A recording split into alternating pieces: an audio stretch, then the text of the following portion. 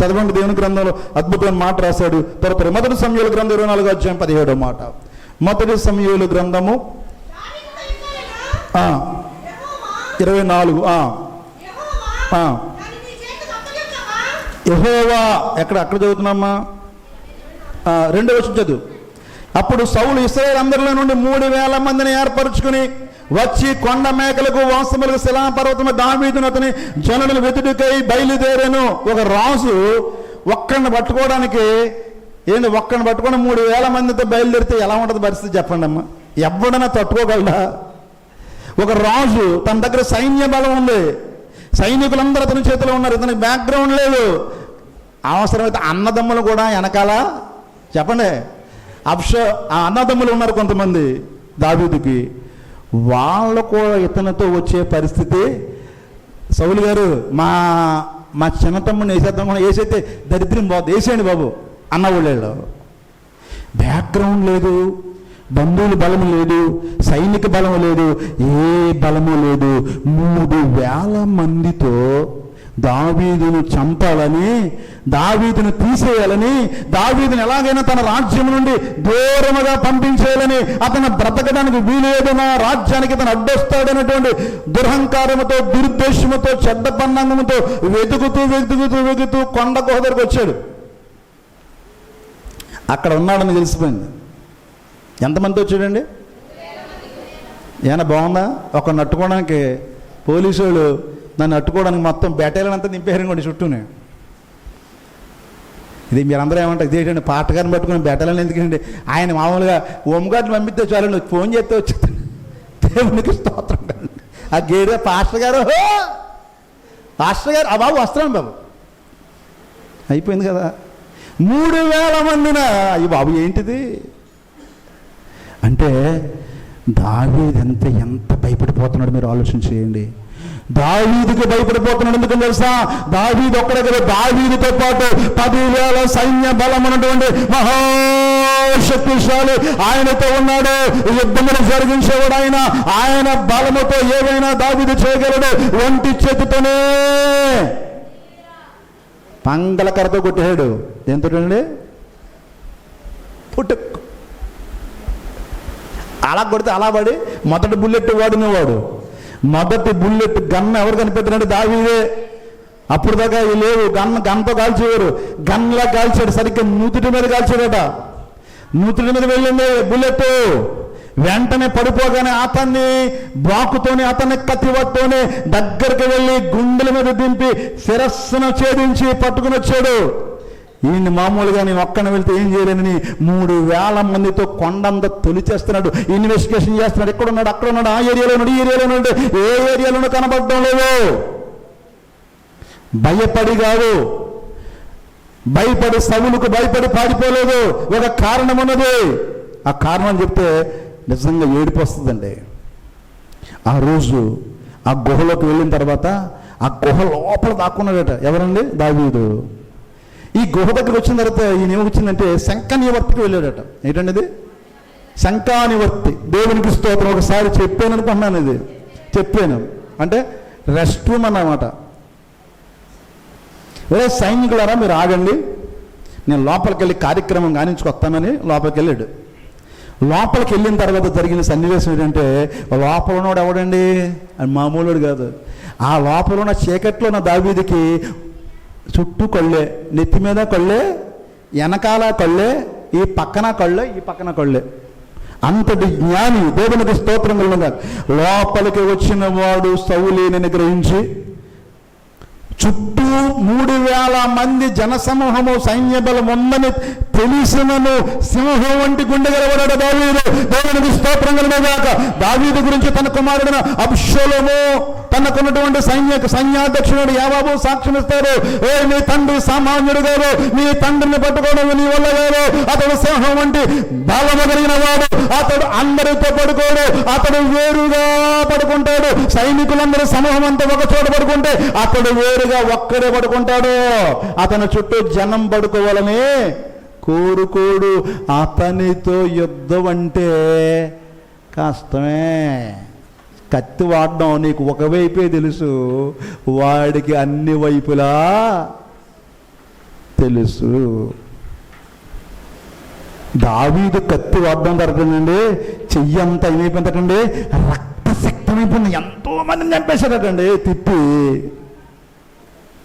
అయ్యి బాబు, దేవుడు తట్టుకోలేక దావీదు బాబు, ఆయన నీ చేత్తో మట్టుకి నా మందిరం మాత్రం కట్టకరా బాబు, వద్దు. అయ్యి బాబు, ఏంటిది ఏంటి నీ ధైర్యం? ఎక్కడి నుంచి అంటే, నా ధైర్యము, నా కొండ, నా కోట, నా కాపరి, నా శైలము అన్నీ ఎవరు? శత్రువుల ఎదుట బలమైన కోటగా ఉంటివి, శత్రువుల ఎదుట బలమైన కోటగా ఉంటివి.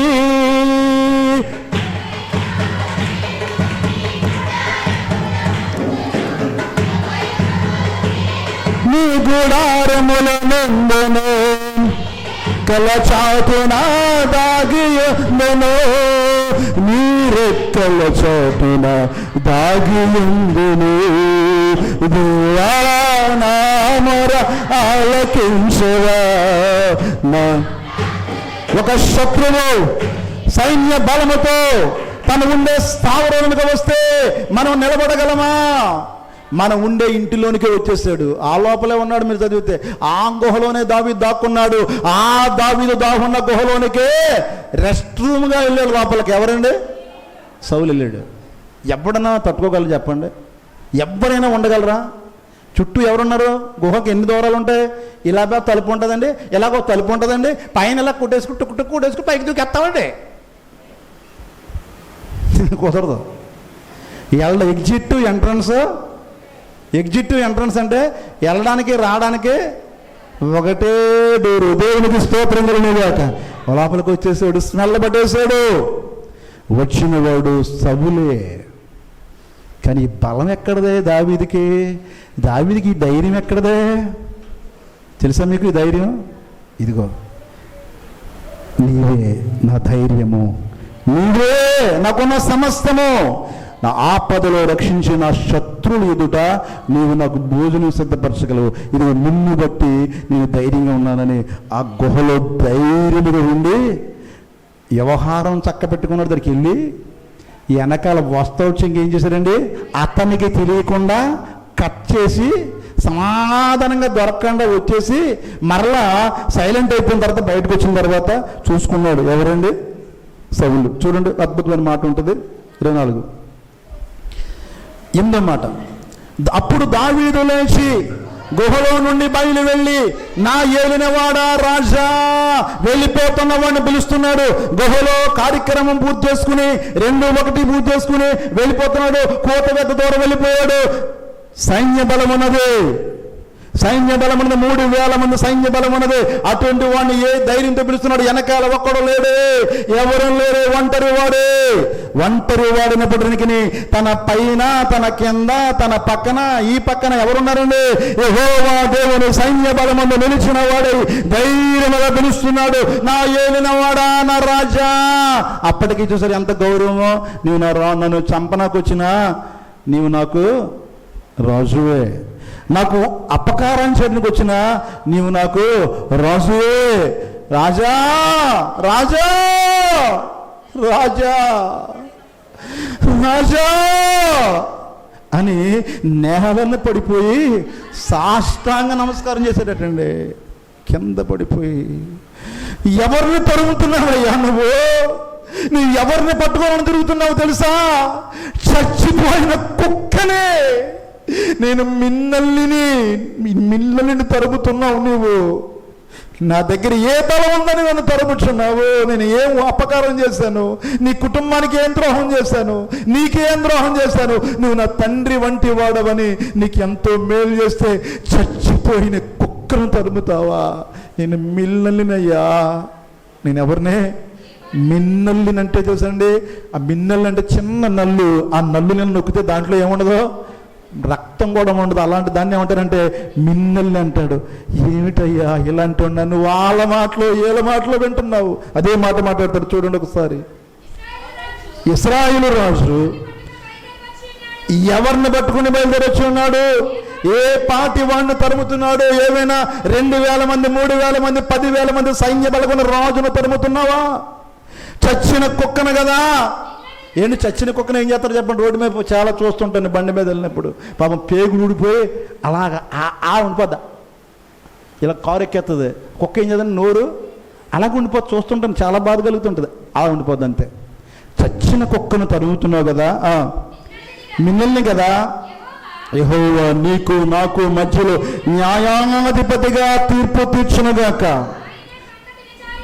చూడండి 9వ మాటలు అంటాడు ఒక అద్భుతం. దావీదు నీకు కీడు చేయని ఉద్దేశించున్నాడని జనులు చెప్పిన మాటలు నీవెందుకు వినుచున్నావో? వాళ్ళ మాటలు వీళ్ళ మాటలు, ఈ రాజులకు నాకు జబ్బే ఇది. మనం కూడా సంఘంలో వాళ్ళ మాటలు వీళ్ళ మాటలు వినేస్తావు నువ్వు.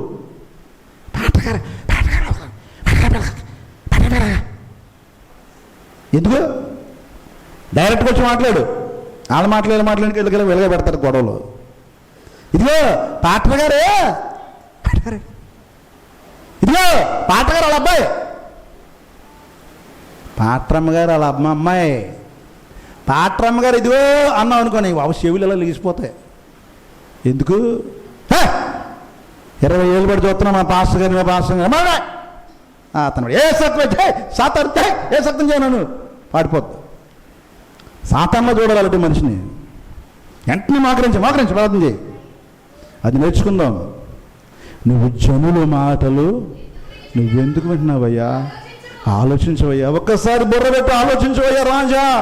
ఇక నేను సాష్టాంగపడి నమస్కారం చేస్తాను.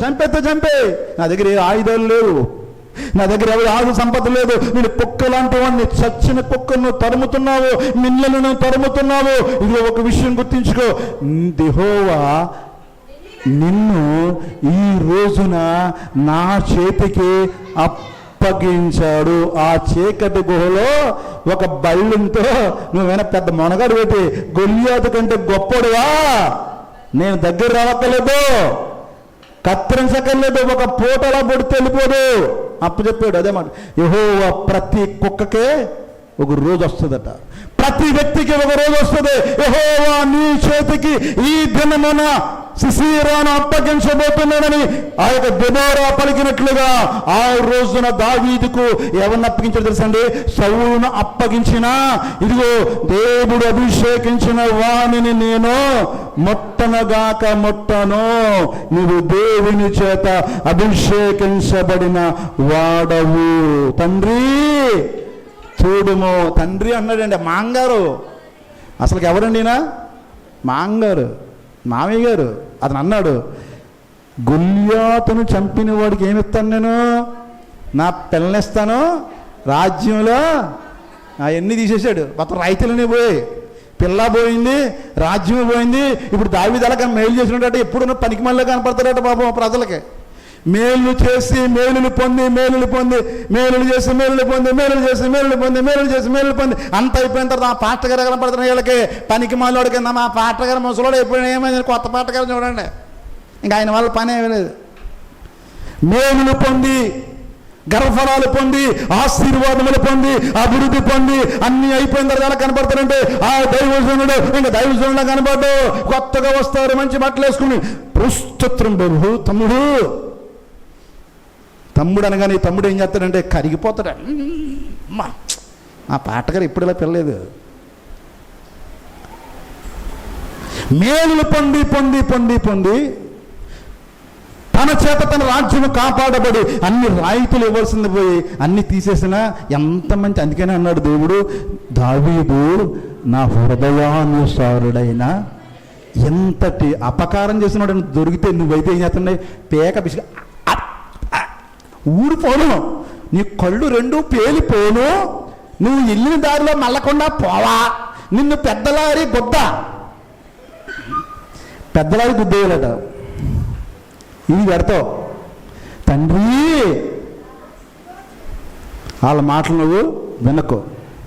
నేను ఎలాంటి ఉండి ఒక్కోసారి ఆలోచించి, ఇది ఈ రోజున దేవుడు నా చేతికి నిన్ను అప్పగించాడు, కానీ నేనేం చేయలేదు, అపకారము చేయలేదంటే ఇంకా కరిగిపోయాడండి, మెల్ట్ అయిపోయాడు సౌలు. దేవునికి స్తోత్రం కలుగును గాక. బాబు బాబు అంటాడు ఒక అద్భుతమైన మాట. 17వ మాట చదువు తల్లి. దావీదుతో ఇట్లా నేను, యెహోవా నన్ను నీ చేతకు అడ్డంగా నన్ను చంపక విడిచినందుకు ఈ దినమున నీవు నాకు ఉపకారం చేసిన వాడవై నా ఎడల నీకు ఉపకార బుద్ధిని వెల్లడి చేసిన కనుక నీవు నాకంటే నీతి పరుడవు. దేవునికి స్తోత్రం కలుగును గాక. సాతాను గడుగులా సాక్ష్యం చెప్పాలి. ఎవరికి? దేవుడితో. అయ్యి బాబు ఏమంటే చేద్దాం చూశాను ప్రభా, ఏం భక్తి అండి బాబు, నాయన ఎలాంటి భక్తురాలు అన్నీ ఉంటే పడి చచ్చిపోతుంది. నీ పాటలు అంటే ఇష్టం, నీ మాటలు అంటే ఇష్టం, నీ వాక్యం అంటే ఇష్టం, నీ వాక్యం ఉంటుంది. ఎన్నో ప్రభావాలు వాడి గురి చేద్దామని చూశాను, ఎలాగోలా ట్రాపేద్దాం చూశాను, ఎలాగోలా పడగొడదాం చూశాను, కానీ పడిపోలేదయ్యా, నీవు నిజంగా నీ బిడ్డయ్యా అని సాతానుగాడు కూడా నీ గురించి ఏం చెప్పాలి? సాక్ష్యం చెప్పాలి. అలా ఉండాలి. సాతానికే అసూయ కలగాలి. ఎంత మంచిదేటని అలాంటి జీవితాన్ని జీవించాలి. అసూయ లేదు, ద్వేషం లేదు, కల్మషం లేదు, కుళ్ళు లేదు, కుతంత్రం లేదు, రాజకీయం లేదు. యథార్థముగా తన హృదయాన్ని తెరిచి మాట్లాడుతున్నాడు. నువ్వు జనుల మాట వినవద్దు సౌలు, వాళ్ళ మాట వినవద్దు, వాళ్ళ అబద్ధాలు చెప్తున్నారు. ఇదిగో సత్యం చెప్తున్నాను, నాకు నీకు న్యాయాధిపతి ఆయనే. నీవు నాకు దినమున దొరికినను నేను నీకు అపకారము చేయనందుకు తెలుసా, నీవు దేవుని చేత అభిషేకము నొందిన రాజు. దేవునికి స్తోత్రం కలుగునుగాక. ఆ రాజు కరిగిపోయి నీవు నాకంటే అప్పుడు చెప్పాడండి, అప్పుడు ఒప్పుకున్నాడు. ఇగో ఇక నుంచి నా రాజ్యము, నా సింహాసనము చెప్పాడండి. చదువుతుంది నిశ్చయముగా. చూసారా, అది ఆళ్ళతో పలికించాలి. మా నాన్నగారు అనేవారు, వేరే ఎవ్వరి మీద మనం ఏం చేయకూడదు, మన సేవ మందే, మన బాట మందే. ఆళ్ళ ఏళ్ళు అబ్బక దబ్బరాలు అలా చేద్దాం, మనం చేయొద్దు. మనంతా కూడా యథార్థమైన సేవ చెయ్యాలి. దేవునికి స్తోత్రం కలుగునుగాక. అలాగే యథార్థంగానే దేవుడు నడిపిస్తున్నాడు. ఇక్కడ మాయలు మంత్రాలు లేవు. అరటిపళ్ళు పంచడాలు మీకు గర్వపడము. అరటిపళ్ళు రామ్మా, వాళ్ళు అరటిపళ్ళు తినేయమ్మా, నీకు వచ్చేద్దని చెప్పామా ఎవరికన్నానే? దేవునికి స్తోత్రం కలుగునుగాక. నువ్వు ఖచ్చితంగా ఏమవుతావు? రాజు ఒకటివు.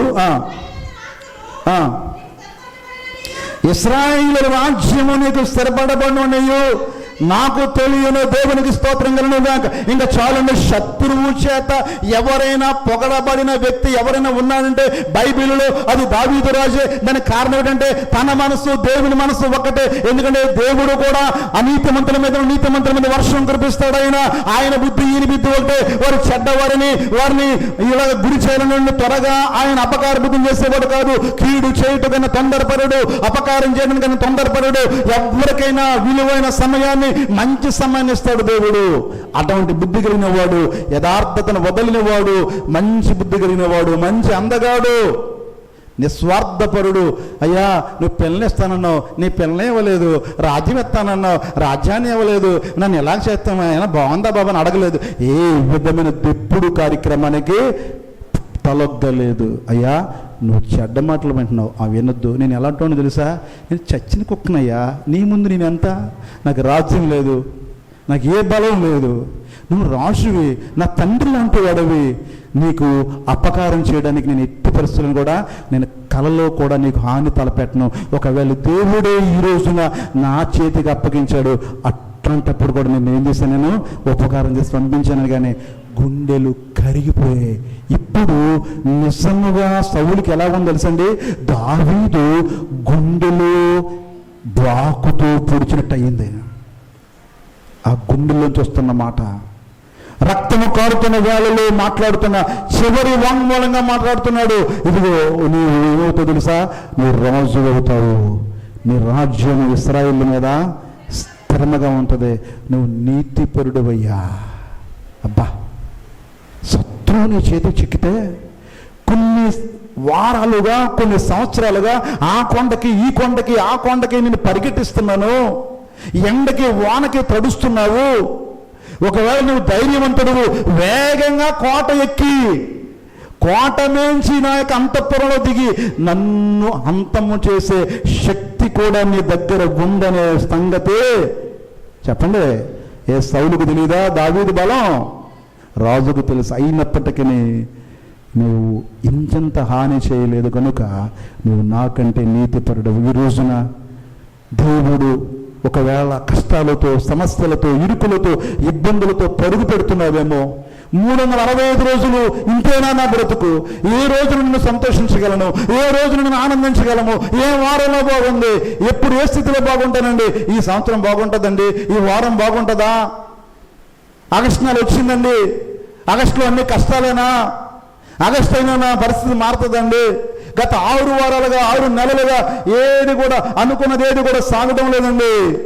కానీ దేవుడు నీతోనే చెప్తున్నాడు, ఈ దినమున నీ చేతికి ఆ సమస్యను అప్పగిస్తున్నాడు. దానితో నువ్వు ఆడుకుంటావు, అతపాతాలను తొక్కేస్తావు, దానిని జ్ఞానవంతంగా నువ్వు దానిని తొలగిస్తావు, దానిని ఏ రీతిగా పరిష్కరిస్తావు. పరిష్కారాన్ని నీ చేతుల్లో దేవుడు పెట్టబోతున్నాడు. నమ్మిన వారు ఒకసారి దేవునికి స్తోత్రం చెప్తాము. హల్లెలూయా.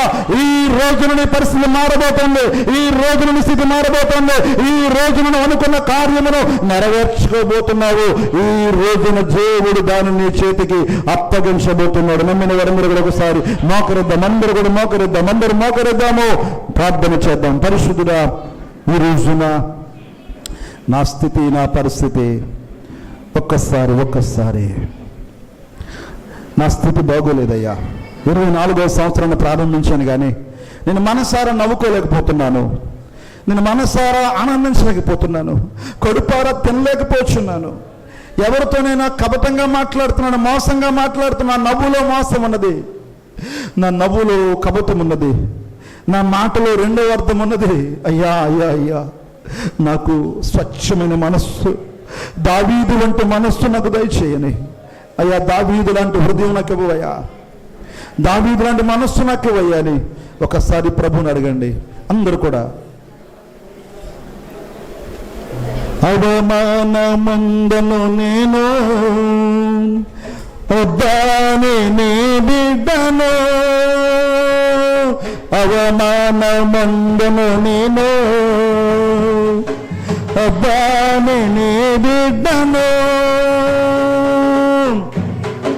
యేసయ్యా నీ బిడ్డను, ఎన్నడు అవమానమందను నేను, నడు అవమానమందను నేను.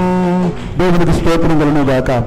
మిమ్మల్ని అందరినీ కూడా అవమానపరచకుండా ఈ నెలంతా కూడా నీ కృప, నీ కాపుదల, నీ ఆదరణ నా బిడ్డలందరికీ దయచేసి నడిపించమని యేసయ్య పరిశుద్ధ నామమున అడిగి వేడుకొనుచున్నాము తండ్రి. ఆమేన్, ఆమేన్. ఈ సమయం అందరం కూడా కళ్ళు మూసుకుని ప్రభు బలను సమర్పించిన తర్వాత అందరం కూడా కొంతసేపు కళ్ళు మూసుకుని ప్రభు బలను సమర్పిద్దాం. పరిశుద్ధుడా, ప్రేమ గల మా పరలోకపు